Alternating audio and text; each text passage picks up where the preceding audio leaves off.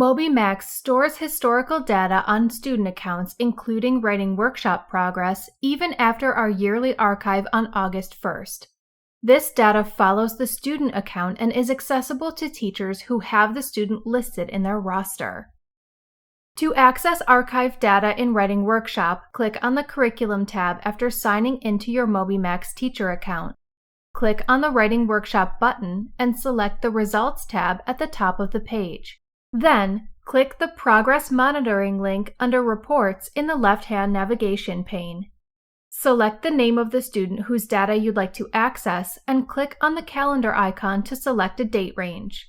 Click on the Prior School Year link on the left. You can also set specific dates from the prior school year.